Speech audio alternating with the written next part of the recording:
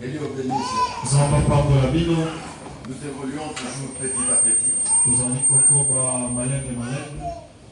Mais néanmoins, nous sommes déjà là. Nous avançons. Parfois la parole n'est prêchée que pour une personne. Malgré le nombre que nous pouvons être, alors que Dieu cherchait nos fils qu'une seule personne. Dans la foule. Cette personne-là, je pense que c'est vous. Amen. Et l'église, mes chers amis, comme je le dis toujours, ce n'est pas le sermon. Le sermon, la musique. C'est pas les gymnastiques que nous pouvons faire. L'église, c'est la parole. Amen. L'église, c'est la parole. Voilà pourquoi le Seigneur, il a voulu, lorsqu'il était encore sur la terre, il a choisi les bords des mers, des lacs. Il est dans la barque et il prêche la foule sur le rivage. Il n'a pas choisi des temples. Jésus n'a pas choisi des temples. Il n'a pas choisi des maisons ornées. Mais il est en brousse. Il rassemble les gens là-bas. Il est là. En dessous des arbres. Vous pouvez aller même chez quelqu'un, chez Pierre. Quand il arrive là-bas, des foules dans la parcelle, alors lui il donne la parole.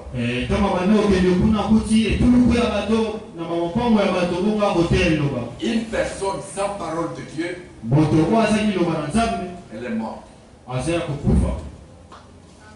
Amen. Une personne sans parole de Dieu, elle est morte. Quoi qu'on puisse le voir en train de marcher, parler, Dieu examine le cœur de l'homme. Il faut qu'il y ait la parole à l'intérieur. C'est cette parole que nous plantons chaque jour. Vous pouvez aider ceux qui ne peuvent pas venir aujourd'hui ou ceux qui viennent en retard. Vous savez comment nous évoluons depuis jeudi? Nous avons commencé par vous donner un passage dans le livre des Corinthiens. Il dit ceci. Paul dit aux Corinthiens. Il dit en vous donnant cet avertissement, c'est que je ne loue point. Parce que vous vous assemblez non pour devenir meilleur, mais pour devenir encore pire.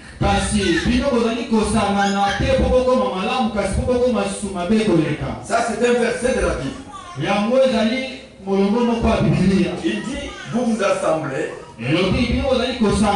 non pour devenir meilleur, mais pour devenir encore pire. Alors que ce n'est pas ça l'église. L'église, lorsqu'on y entre, on y trouve des serviteurs de Dieu. Ces hommes-là sont mandatés par Dieu lui-même. Ce ne sont pas des serviteurs de formation. On peut ajouter la formation, ce n'est pas mauvais. Mais Dieu, c'est la révélation. Parce que Dieu est esprit. On ne peut pas étudier l'esprit. Vous m'entendez? On ne peut pas étudier l'esprit. Et lorsqu'on dit la théologie, c'est l'étude de Dieu. Moi, je dis que la théologie, c'est l'étude des principes. Dans la théologie, ezali koyekola o ezana ba mibeko na yango. Na ba mibeko ya makambo sengelo la étude de la religion. Koyekola eyamba. Étude des règles. Koyekola ba molongo etiama. Pas étude de Dieu. Pe koyekola nzambe. Dieu, on ne l'étudie pas. Nzambe ba yekola ba ete. Mais Dieu se révèle. Nzambe ye amimoni saka. Amen. Si on l'étudiait, c'est que tous ceux qui ont étudié, ceux qui ont fait la théologie, les écoles bibliques, seraient déjà meilleurs. Mais lorsque vous les rencontrez, ce sont des personnes encore plus mauvaises qu'auparavant. Mais ils ont des diplômes de théologie. Diplôme de formation. Ils peuvent vous raconter comment Jésus était à Capernaum. Comment il a marché à Samarie. Comment il était en Judée. Comment il a ressuscité Lazare. On étudie le mont Sinaï. On peut étudier toutes ces histoires là. Bon, même la Bible les offre facilement. Hein? Dieu au ciel. Soyez tous rassurés, mes chers amis. Le coup vous êtes là. Dieu c'est la révélation.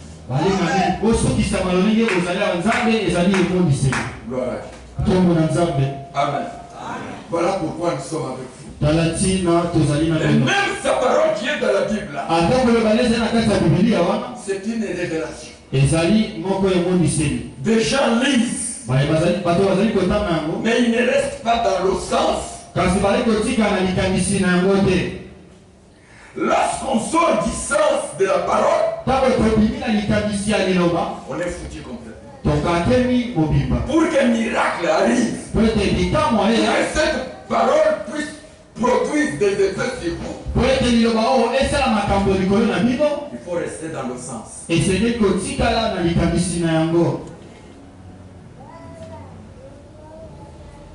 Que Dieu bénisse. Vous m'avez suivi? Il faut rester dans le sens. Malheur à ceux qui utilisent un verset, ils lisent un verset, ils donnent. Notre Dieu, c'est la révélation. Et depuis dimanche, nous parlons. Ce soir, nous ajoutons encore une chose. Hier, c'était tellement merveilleux. Écoutez, je ne cesse de le dire. Retenez cette phrase. Toute chose qui s'est fait avec connaissance, ça se fait bien.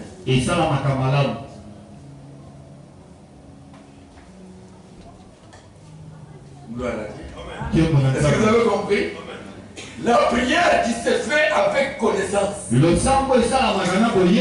se fait bien. Vous avez compris? Et à la fin, parce que nous ne prions pas pour tout simplement prier. Et la prière, ce n'est pas quelque chose de routine. Non, lorsque quelqu'un décide de prier, c'est-à-dire, il va avoir des résultats.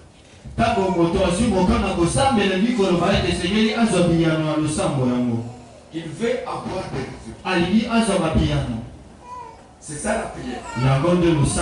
Alors Paul commence à dire, il dit, vous les Corinthiens, en vous écrivant ça, c'est-à-dire lorsque vous vous assemblez, ce n'est pas pour devenir meilleur, mais vous devenez encore pire. De médisance.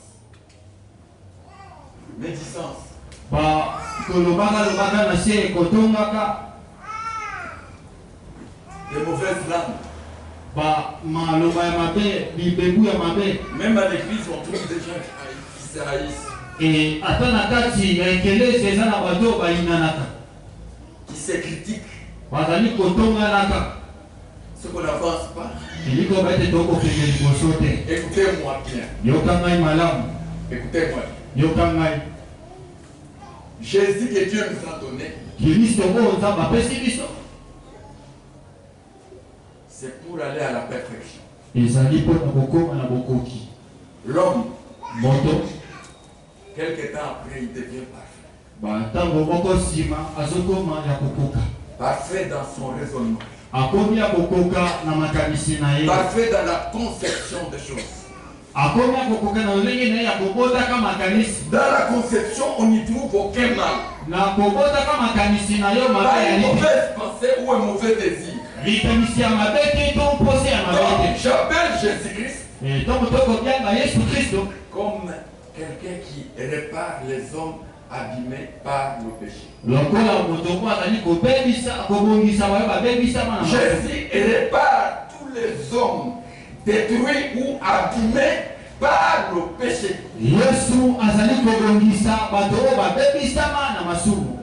Voilà mes chers amis.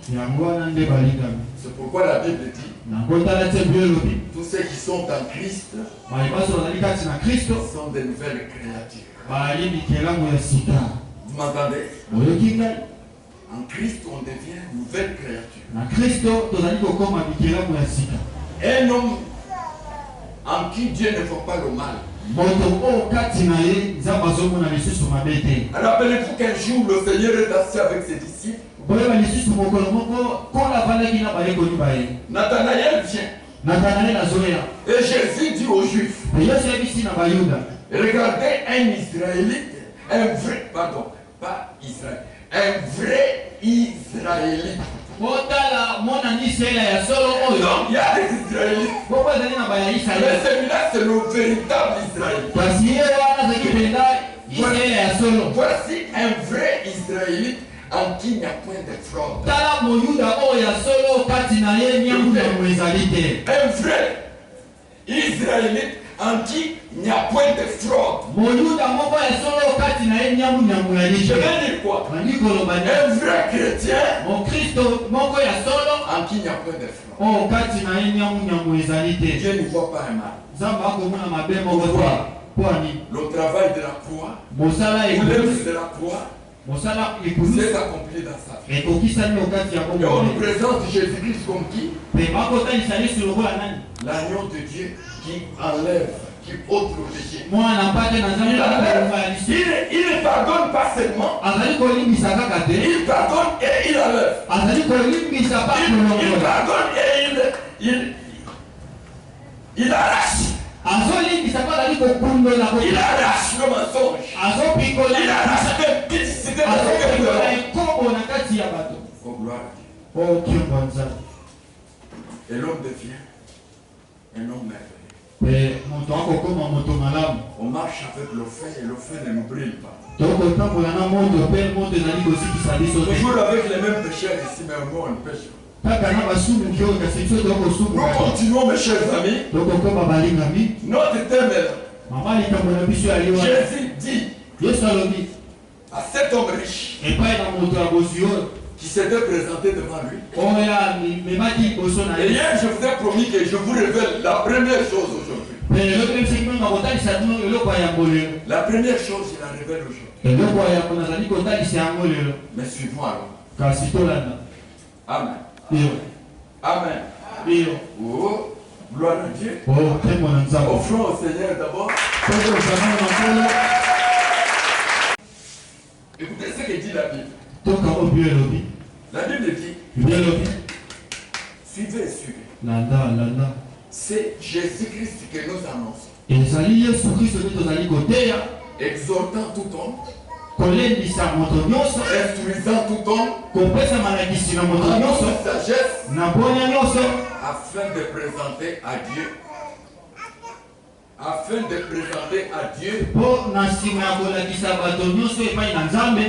tout homme devenu parfait en Christ. Chers amis, vous avez accepté Jésus-Christ pour un but. La Bible dit, après un temps, la même personne ici, détruite par le péché, Cette personne qui a marché dans le mal toute sa vie, on le présente à Dieu, devenir parfait. C'est ça. Nous avons 5 ans après, 10 ans après, des frères, des sœurs, des mamans, des papas dans l'église. Seigneur examine comme ça, il trouve même ça, c'est formidable. Je laisse tomber $500 ici. 10 jours après, je reviens, je trouve mon argent.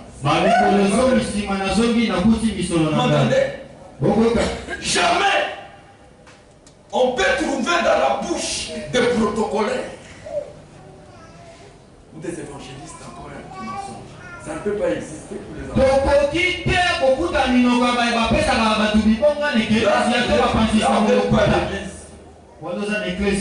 Vous n'êtes pas à l'église. Lorsqu'après 3 ans, 4, 5 ans, on trouve encore le mensonge dans votre bouche, vous n'êtes jamais à l'église.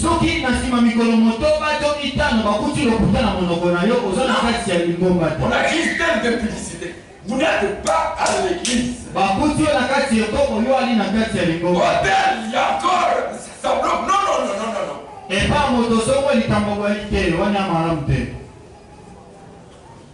Et tout le monde doit aller de l'avant. M'entendez-vous? Tout le monde doit aller de l'avant. Et regardez d'abord ce qui se passe. Pierre, Jésus était déjà monté au ciel. Et trouve un boité assis devant la belle, le temple. Il n'a pas de pied. Il est là mendiant toute sa vie. Pierre et Jean entraient dans le temple. J'ai parlé de Pierre et Jean et non de nous. Parce que nous, Dieu a travaillé avec nous. Si je commence à vous étaler, mais c'est trop. Et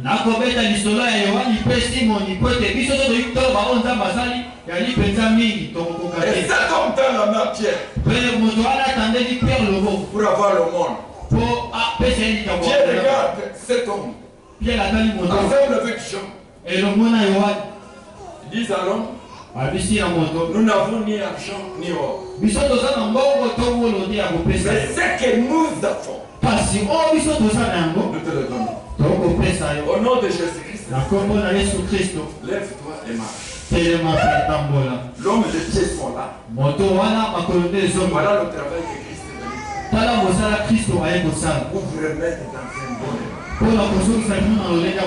C'est ça l'église. Si vous ne pouvez pas devenir meilleur,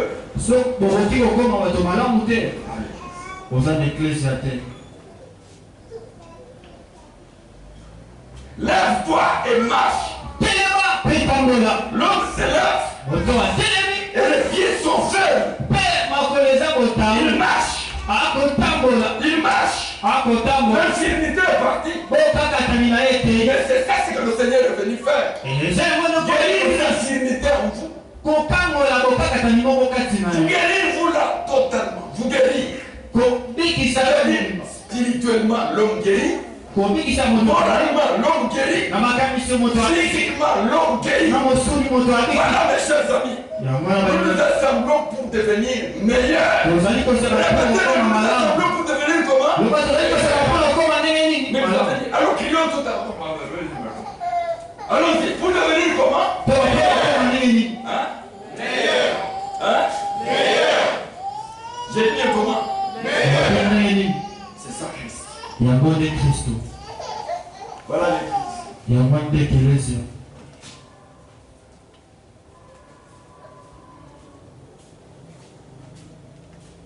Alors nous nous assemblons pour devenir comment? Hein? Qu'est-ce que l'apôtre Jean a dit? Bien aimé, je souhaite que tu prospères. Alors que tu fasses quoi? Alors que tu fasses quoi? Et que tu sois aussi en bon ordre. Ton prospère l'état d'être. Si la prospère bien avec la parole de Dieu, toi aussi dois prospérer. C'est ça Jésus-Christ. Il a dit ceci. Je suis venu afin que les brebis aient la vie et soient dans l'abondance. Vous êtes prêts? Il faut d'abord commencer à éviter la médiocrité. Commencer à refuser l'échec. C'est poser la question, mais ça vient d'où? Que je devienne bloqué, stagnant, il faut chercher une révélation. C'est pour cela que nous sommes là. Pourquoi ça ne peut pas marcher? Je marchais bien, comme les malades. Ils avaient bien commencé. Après, on commence à retrouver. Paul qui avait la révélation. Et on a trouvé le problème. Le problème était quoi? Quand on a planté la foi dans le cœur des gens, et les gens commençaient à aller devant. L'église était mouvementée. Jésus posait des actes à la personne de tout ça. Mais d'autres juifs qui étaient des conservateurs, lorsque les prédicateurs partent, ils viennent. Ils imposent la loi de Moïse. Vous voyez, la foi et la loi, ça ne peut pas marcher. Non. Et d'une part, il faut aller se raser le coin de barbe. Il faut faire ceci, un peu de gymnastique.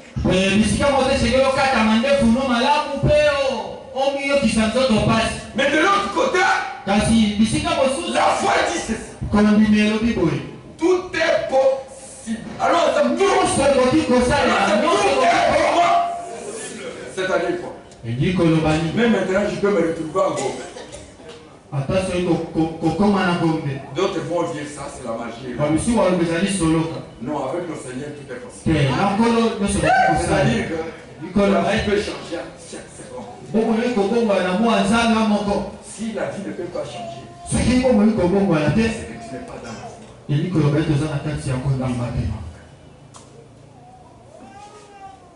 Quelque chose manque. Qui? Vous n'êtes pas nos esclaves. Chacun est venu pour manger et sera saisi. Chacun est venu pour prendre la vie. Et si vous voyez qu'il y avait trop de foule derrière Jésus, il y en a qui venaient pour des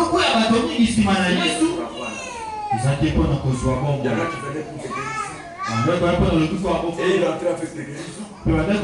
S'il venait pour manger, il mangeait. Et même toi aussi, tu dois changer et prendre une autre dimension. Et il ne faut pas rester borné avec la mentalité de Kinshasa. On a déjà habitué la même vie. Alors la Bible, lorsque vous la lisez, vous trouvez elle est formidable. Est-ce que c'est possible une femme de 90 ans mettre le monde? Et la